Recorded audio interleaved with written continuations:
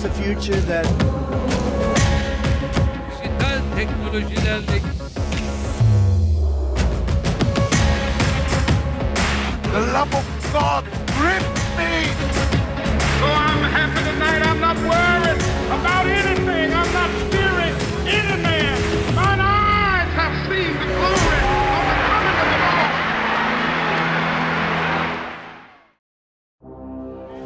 Lord. You know, when we're talking about interacting with society, we're talking about facing giants. And today's message is about facing the giants and what that means. There are all kinds of giants in our life. There are all kinds of giants that we wrestle with that we're not always aware of. So this program is specifically designed to help you in overcoming the giants. Stay tuned. I think you're going to find something very interesting. Hello, my friends. Welcome to Prophet Talk. We're so glad that you are here today. This program is specifically designed to equip you in many different areas of your Christian faith. Also, to help you understand what is happening in the world today with the Bible perspective. What does the Bible say about what's going on today? So today we have a very interesting topic. We are talking about facing the giants. Now, when we talk about facing the giants, what in the world are we talking about? In the book of Daniel, he's praying and he's fasting. When he's praying, he can feel a resistance that's going on. 21 days later into his fast, an angel appears and said, "We heard you from the moment that you began to pray, but there was a resistance. The prince of Persia resisted us, but Michael the archangel came and dealt with him and battled against him." So as he was praying for his people, for the situation, there was resistance. And you can feel the same resistance in your life in many different ways.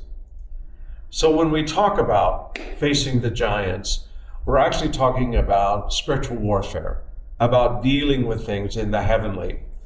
Now, we need to understand that things in the heavenly actually have an effect here upon the earth. The Bible makes this very, very clear when it talks about how the demonic has worked in the earth and how fallen angels have tried to pervert things in the earth. But we as Christians, we have authority and power over all of these things. A baby Christian, brand new in Christ, has authority over every demon, over every spiritual power. They may not know how to deal with them, but they have authority over them. So when we're talking about these types of things, we're actually talking about how you deal with these types of things. Principalities, powers, things that have to be involved in the nation, spiritual warfare within your own family, and it's usually seen in resistance. Resistance from God's will, God's plan, God's ethics, God's character, God's purposes going forth. There's a resistance to that. When you see that resistance, usually there's something behind that is trying to prevent it. These things, principalities and powers, which are fallen angels, are the preeminent things that the Bible talks about we wrestle with and we're trying to wage a war with. Now let me say this. You can't deal with these things by yourself. You have authority over all the angels, but when it comes to principalities and powers, the Bible talks about binding and loosing. And it doesn't talk about one person binding, it talks about us binding. So when you pray, prayer is incredibly effective. It's incredibly powerful. But when you're trying to deal with something, you need to have the community of believers around you to deal with this thing. One will chase 1,000, two will chase 10,000. So if there's resistance, if there are things in the heavenly that are resisting, you gather together some of your Christian friends, you pray in the mighty name of Jesus, and you bind these things. And then you'll see a release of God's presence and power. Now remember, Daniel prayed, and it took some time for him to see the fruit of these things. The same thing might also happen for you, but victory is guaranteed in Christ. Hallelujah. So when we're talking about facing the giants, I have a scripture that I want to read today. And it's a very, very powerful scripture. It's in 1 Samuel chapter 17, verses 46 and 47. This is in regards to David when he was facing Goliath. This day the Lord will deliver you into my hands, and I will strike you down and cut off your head. This very day I will give the carcasses of the Philistine army to the birds and to the wild animals, and the whole world will know that there is a God in Israel. All those gathered here will know that it is not by the sword or spear that the sword saves, for the battle is the Lord's, and he will give all of you into our hands. Isn't that an incredible scripture? And we know the outcome of how David defeated Goliath and he cut off his head. And there was a great, great victory for Israel. Now, the word Goliath is a very, very interesting word. The word actually means exile. And that's exactly what these principalities and powers and giants are trying to do. They're trying to exile us from receiving all the promises, all the blessings and the purposes that God wants to give us. In regards to David's time, God had said to Abraham and to Isaac and the patriarchs many, many years before that the land was theirs. But now there are giants in the land that they have to defeat. The same thing with Joshua and the children of Israel coming into Israel. They had to defeat both the giants and those things that were already in the land. It was their land. It was a possession that was given to them by God. You have your land. You have your promises. You have your blessings. These are things that God has destined for you to have, but the enemy wants to resist these things. And it is for us to understand how to wage war in the mighty name of Jesus with these types of things. So when we're talking about facing the giants, these are things like fear, guilt, shame. Those are things that are personal, but there are also things that have to do in the political realm, which I think everybody is well aware of, in the cultural realm, all these different things. In another program, we will talk about the strongholds that are involved in these types of things. But it's important for us to understand at this time that you have authority and power to influence both the political and the spiritual and the natural part that you're living in. We do this in many different ways. So the things that we have to understand before we talk about the ways to deal with these is we have to understand the things that prevents us from dealing with these things, such as fear. Fear is something that the enemy will use. It's his primary weapon. It is the source of how he deals with most of us. Fear is something that he puts in many people's lives because everybody wants peace, everyone wants security, everyone wants to have a good life, and they don't want the change that can come that can disrupt that. So he creates that type of fear in many different ways, invading our minds, invading the circumstances around us that cause us to lose hope or cause us to back up from the things that God knows and wants to give us. If we understand everything that God wants to give us, we would be surprised. We would be overwhelmed. The enemy knows these things, and he will do whatever he can to stop it. So fear is his primary weapon. Fear is something that the enemy will use again and again. But fear has another manifestation, and that's also what do people think about me? Maybe if I try to do something, they might say this. Maybe they might try to stop me. Maybe they'll be upset. Maybe they won't like. Maybe they'll be jealous. It's all rooted in fear. And these are things that are very pervasive. They're everywhere in our cultures, in our Western culture. It's in Europe. It's in the United States.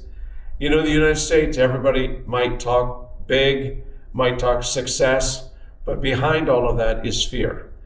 And we need to understand that this is the root thing that the enemy will use to combat against us.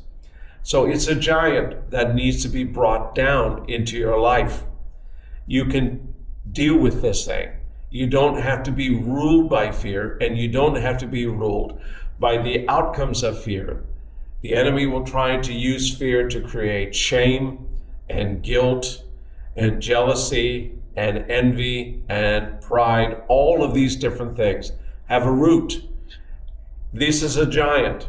And the enemy knows your weak points. He knows your past. And he wants to come against you in these areas.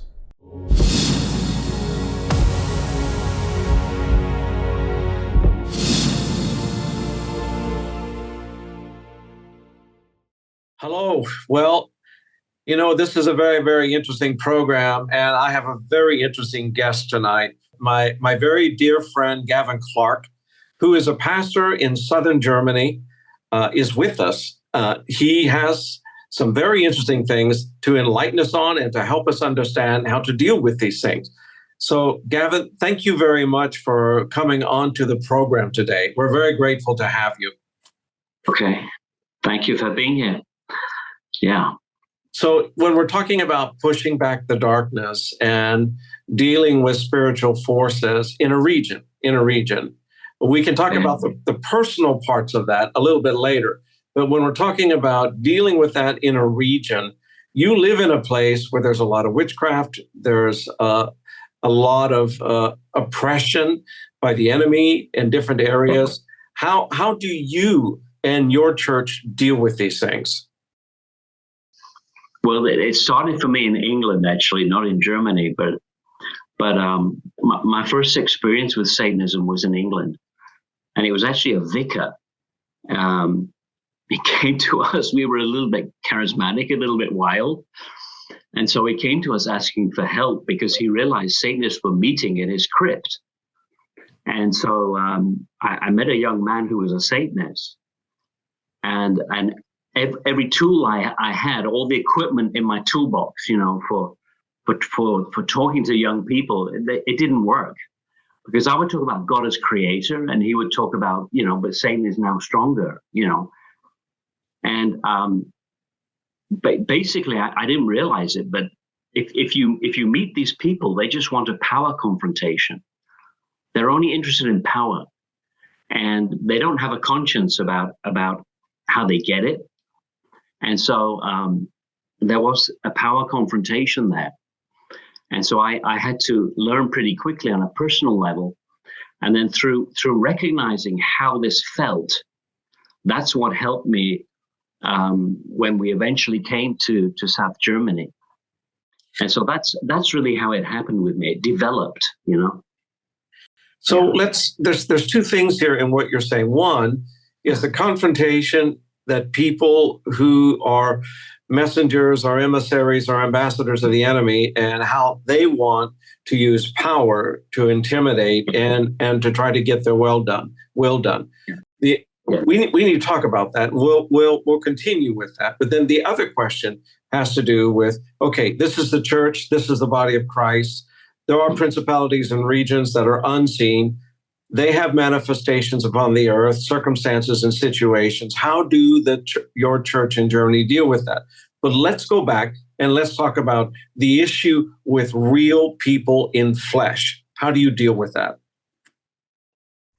Well, I'm a Christian, so you have to walk in love.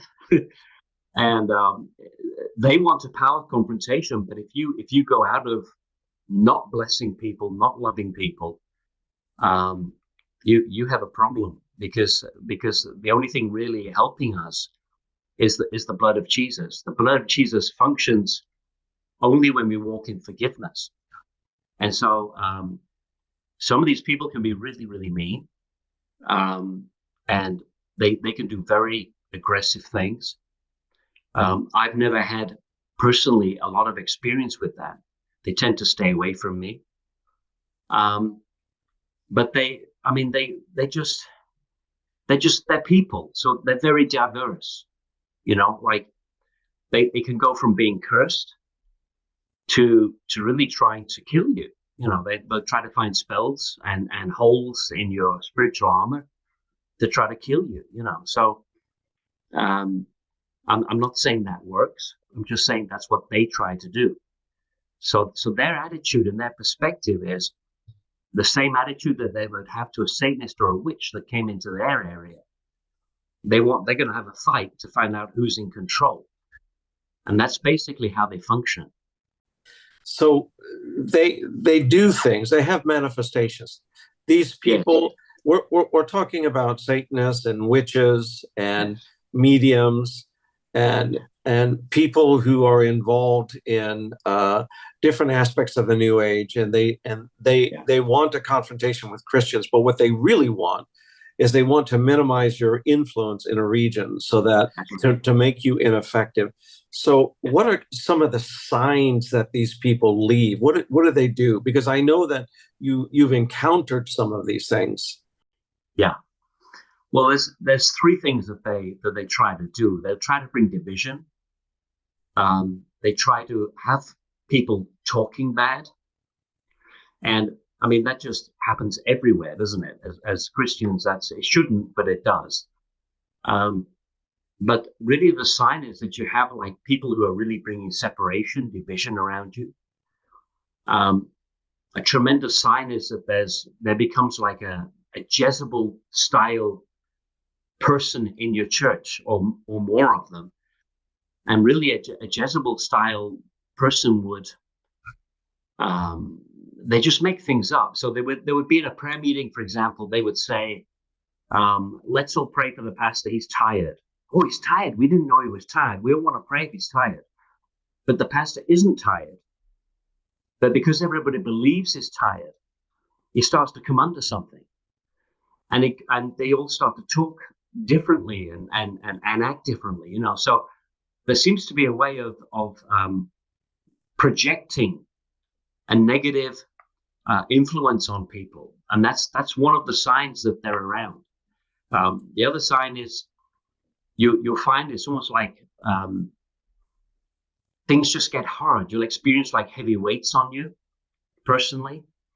You have signs are like things like, you know, confusion or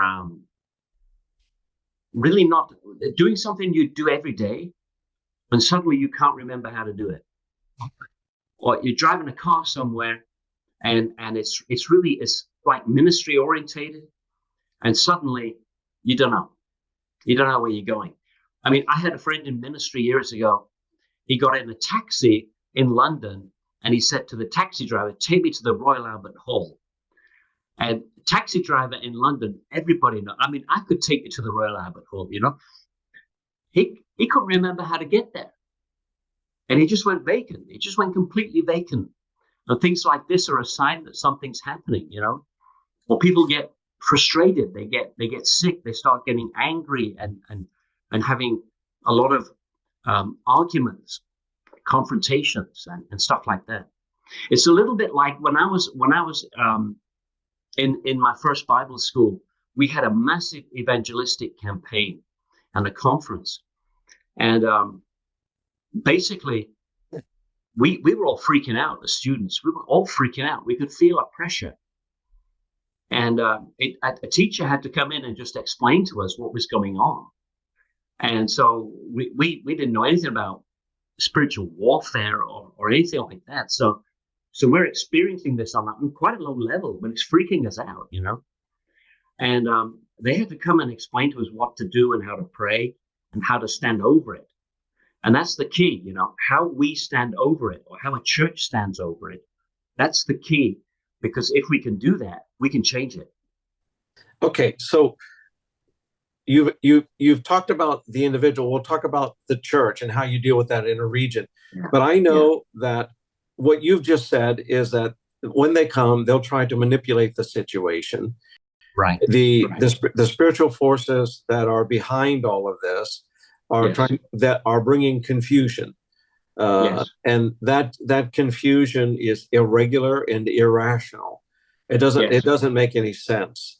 And then if an individual, that type of an individual, let's say that they're putting curses on you and they're leaving different paraphernalia, different types of things around your house, and they're trying to bring curses upon you, then there'll be things like sickness that are unexplainable and things like that. Yeah. So these are the designs. But you have just said that despite all of that, yes, the church still has the power over all of that. 100%. And we have to stand above that. Yes. So please help us now. Elaborate on that. Talk about how the church, the people that are joined together in this community can resist that, can overcome it, and can help people come through it. Well, it's a difficult situation for pastors, if I talk from a pastoral perspective, because most churches don't believe in it. So you're going to be seen as the weird church in the area. But what happened with us was that it was really obvious at different times because of different things that happened. I mean, even today I can go out and there'll be a half an egg on one hedge and another half of a wild, it's a wild bird. It's a blue egg with brown spots on it. That's not important. But there'll be half of the egg will be in one hedge and the other half will be in the other hedge.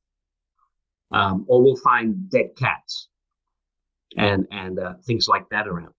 Or we'll find skeletons or walnuts that have not been broken by birds, but they have been cut with a knife. You can see they're cut with a knife. Or we'll go out, we'll find a mouse and it's cut open and the mouse has been opened up like a surgeon did it and the kidneys will be removed or something like this, And so we found all these weird stuff, and so it's obvious. And then we talk to other people. They're having weird things with feathers and all kinds of weird stuff going on, So we just decided that we would pray together and we would talk about what this is, but without being frightened.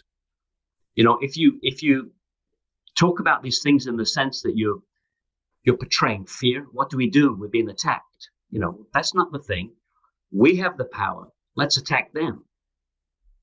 So I tried to teach the church about spiritual warfare, about prayer, about taking authority in an area. And I used communion as the biggest part of that. So what I did was I had the people, we were taking communion. I believe the Lord showed me how to do this. And we just simply took communion and we prayed over the wine or the red juice, whatever it is your church uses. We prayed over it in a biblical sense. We forgave, we blessed. Now, we didn't bless these people. We wanted them to be saved. We blessed them with salvation. I didn't bless them in the sense that they're successful. I don't want them to be successful. But we tried to love them, that they needed to be saved, and we wanted them to be saved. And so we began to pray. And then we took communion, and we took the bread in the sense of us being a community, a family, a church that came together without criticizing, attacking, or having a go at each other, even in our minds. So we came into a place of unity. And then we took this communion, and every person had a little drop in a glass. And we put that glass, we put it in water. We prayed over the water, and we took it like an anointing. And the people just went all over the place in our area and began to anoint. And it broke so many things off our area. It was just an incredible reaction. So for the people that don't know what a witch or a Satanist would do, is they would take an offering. So they build an altar and they make an offering. And they try to work with the earth. So they will make a door in the area, and they will call a demon through that door, and they will give that demon a job. And that demon will do that job. And that's how they work, basically. Now, they might not call that thing a demon. They could call it an angel. They could call it anything. They could call it their grandfather. But that's what it is that they're doing. And so we would break the altars with the fire from heaven. We would pray literally that the fire of God would come. We would claim the area for Jesus. And with his blood, we would remove all the offerings. and all the blood that was spilled in this area. And then we would say, you know, one of the things that came to me was Jesus said the doors of hell, the gates of hell. Now, why does it say gates? You know, why are there more than one? And yes, there are. And so the gates of hell do not prevail. Well, they're opening gates, but they will not prevail against us. And so we were closing them in the name of Jesus. And we were removing the job description put on the demon. So they kind of just lost everything. So all the momentum that they had or that they were trying to build, it really shifted. And we really sensed a change in the area. And it's what I mean for them. The most important thing is they need to get blood. They need to get it to open the door. And that's what they want. They want to open the door in the spirit world. But of course, through the blood of Jesus, we have it, you know, and we have all authority given unto us in heaven and earth. And so the only issue I had with Christians was basically a theological issue that is, I would call it like with sovereignty. In other words, if you believe that God is letting the devil do stuff, then you can't take authority over it. And that was just the only real issue that was there. Some people had a concept that God was using the devil to like do his dirty work, you know, and they were calling that sovereignty. I don't see sovereignty like that, but that's how some of these people were. And so when they came to their senses and understood that we can't have authority if we believe in that God let this happen. And so it's a little bit like being sick. You know, if you believe that God allowed you to be sick, then you've got a problem seeing God as your healer. So it's the same sort of issue. And so that's one of the things we had to go through. But, you know, it was okay. We talked through it and it worked. Yeah. Well, praise God for that. So it's prayer. It's standing in the victorious blood of Jesus that washes us. And you do a physical act where they're using the earth against you, and you're taking the earth in a physical act. You're basically saying you can't have this. And I mean, whether you did the physical act or not, maybe it works. Maybe it's just a symbol or a sign. But the important thing is that you're using the sovereignty and the authority that Christ has given you. Where it helps people is it's a faith act. Yeah. So it really helps people. It really makes them think about what they're doing and why they're doing it. And so we've got women now going to the shops. You know, they'll go to the shops, but they'll be taking the area. It's worked. Well, we have about a minute and a half left here in this interview. Is there anything that you would like to say to Europe in regards to this? Oh. Well, I would say my journey started when I was a young man, and I had fear. I realized I had fear. I had fear of Satan. I felt like he's coming to get me. And at that time, I was very close to a brother, and he just looked at me one day and said, I think God's given me a word for you. And so I said, well, come on, I need one. And he said, you know, behold, I give you authority over all the power of the enemy, and nothing shall by any means hurt you. Amen. And when he said nothing shall by any means hurt you, it was like something hit me, and I didn't have fear anymore. It was a real Rhema word, we would say, you know. Praise God for that. Well, listen. Yeah. Could you help us? There are people here who are oppressed. There are people here who probably are experiencing some of the things you're talking about. We have about 30 seconds left. Could you please pray for us? Yeah. Well, let's pray like this then. We just pray, Father, in Jesus' name, I destroy the altars that have been built against me. Yes. With the fire of God. Yes. Father, I remove the blood sacrifices that have been paid to give the demonic a job against me. Father, I remove those blood sacrifices with the blood of the Lord Jesus Christ. Yes. And Father, you said the doors of hell they do not prevail against me, and they do not prevail against your church. And so, Father, in Jesus' name, we close these doors. We remove the blood sacrifices, and Father, we destroy the altars, and we just destroy the job that the demon has, because he doesn't have that job anymore. His right to do it is taken away through the power of Jesus. Amen. Thank you so much. This has been very, very helpful. We probably will come back to you with some other questions in another program. Okay. But thank you so much for being on Prophet Talk. And thank you, everyone, for listening to this wonderful interview. And we'll be right back. God bless you. So when you understand that this is how he operates, then you can begin to understand how to deal with these things in a more prescriptive, clear way.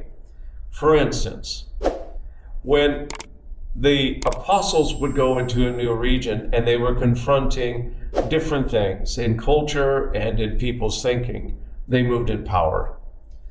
There's no substitute for the power of the Holy Spirit. You have to have the power of the Holy Spirit. It is essential to have this power. That means that you have to understand how to cooperate and work with the Holy Spirit.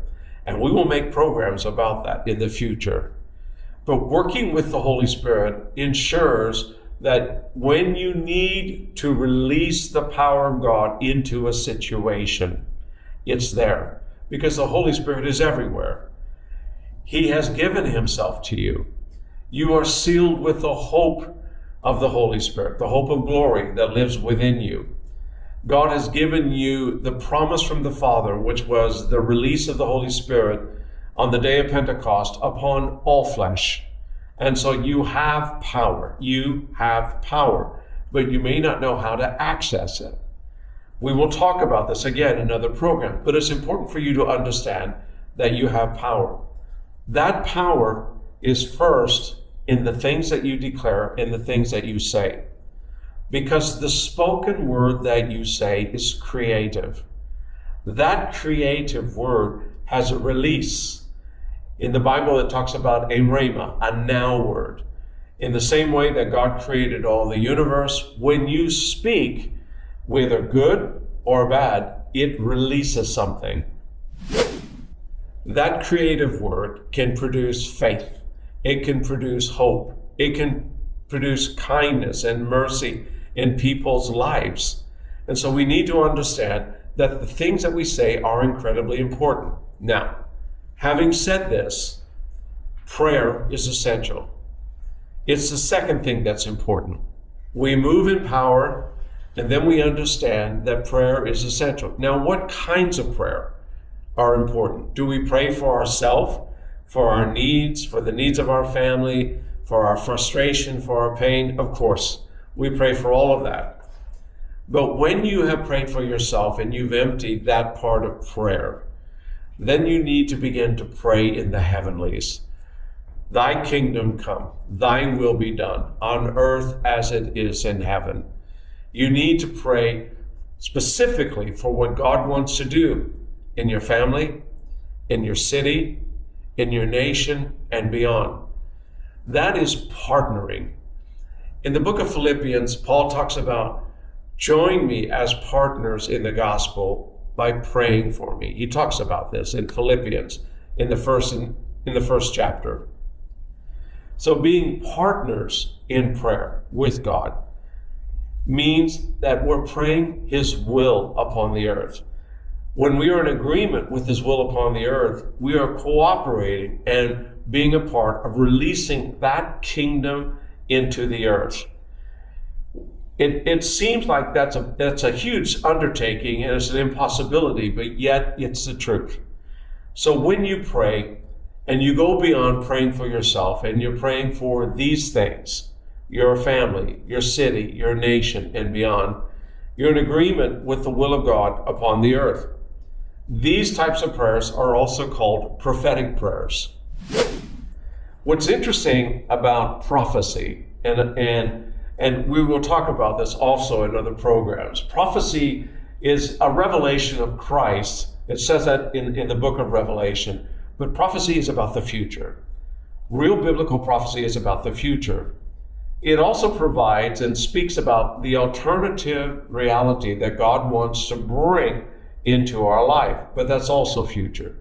It's speaking about the possibilities and speaking about what God wants to accomplish if we will agree with Him. These things will happen. So when we're praying, actually we may not understand, but we are also praying prophetically because we are asking God to accomplish something for the future, for our family, for our city, for our nation. When you're praying like this, you're praying the Daniel prayer. You are actually dealing with the same things that he's dealing with when he prayed for the captivity of his people in Babylon. God released those people. Daniel's prayer was definitely a part of that. And your prayer will be involved in releasing other people, in releasing your family from different types of bondages, and for yourself also. So this is incredibly important. So we move in power and we move in prayer. Now, these are incredibly important for us to understand in facing the giants and taking them down. Now, remember what David said.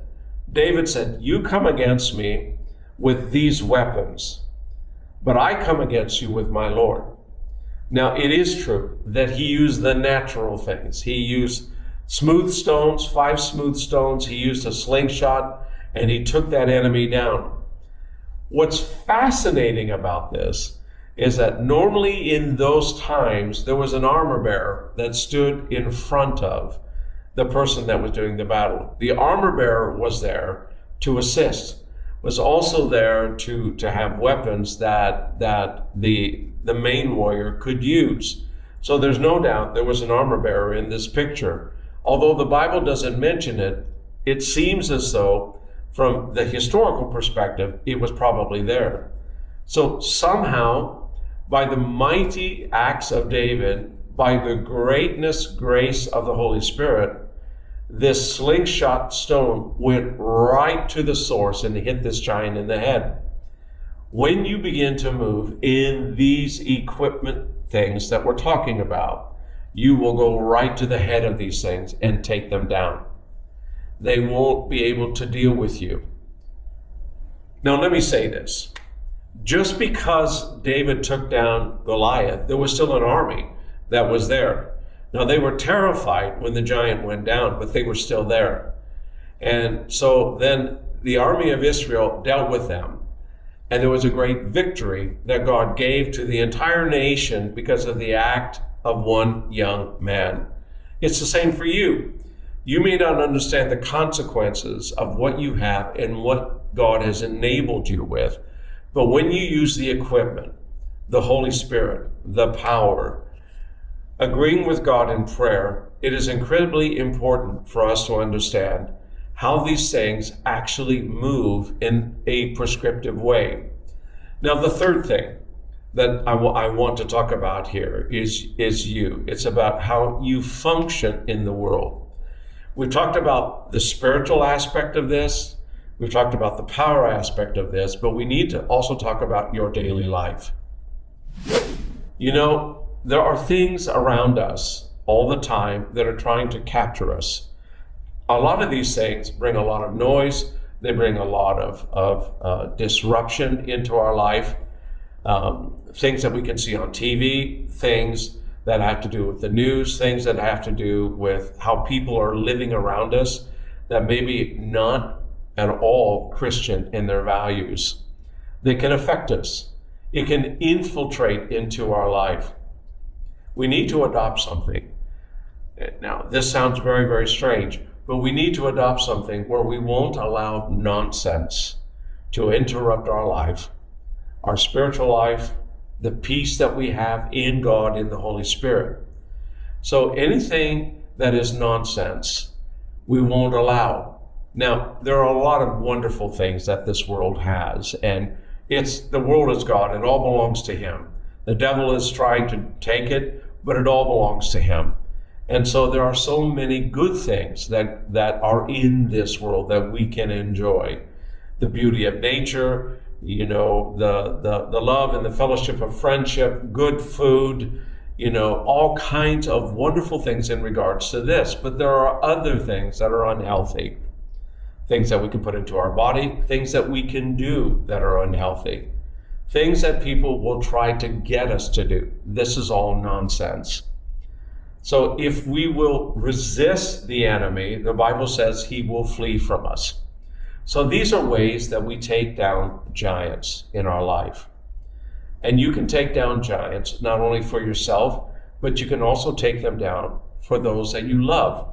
You can pray for those that are lost. You can pray for those who have drifted away from Christ. You can begin to deal in the heavenlies with those things. Just remember, you can pray, you can move in power, but when you're trying to bind and loose something, you need to do that with other people. Binding and loosing is very important. It's one of the keys of the kingdom. When Jesus talks about the keys of the kingdom to Peter, he immediately talks about binding and loosing. In other words, he's saying, if you agree with me, I will agree with you. But the word is actually a word of ecclesia. It's a community word. It's a word of church. So when you're trying to deal with these things, even in loved ones, even in family, you can pray specifically and God will hear you like he did Daniel. But to deal with these things that are causing disruption, how about bringing some of your friends together and binding and loosing and dealing with these things? Because the Bible says, where two or more are gathered, there I am in the midst of you. Isn't that a wonderful thing? Isn't that absolutely beautiful to understand? Think about that for a moment. We have this incredible opportunity to be in agreement with our brothers and our sisters. You're fighting for them, they're fighting for you. There was a battle in Israel where the commander of the forces of Israel said to his brother, if the enemy is too strong for me, you come and you help me. If the enemy is too strong for you on the side that you're battling, then I will rush to your aid and I will fight for you. We need to fight for each other. Please don't let fear rule you. It's just a tool of the enemy. There's righteousness, peace, and joy in the Holy Spirit. Just be at peace because God is with you. And I want to pray for you right now. I want to pray that the giants in your life will begin to evaporate. So Father God, I thank you in the mighty name of Jesus and by the power of the Holy Spirit. Lord, as we are talking today about these things, you have given us power both to wrestle and to overcome these things. Paul talks about we're wrestling against principalities and powers, spiritual wickedness in high places. But we have the full armor of God that you have given us. And when we use this full armor of God with the prayer and the power that you've given us, we are able to take down these things and they can't resist us. We use the word of God. We use the shield of faith. We use the sword of the Spirit.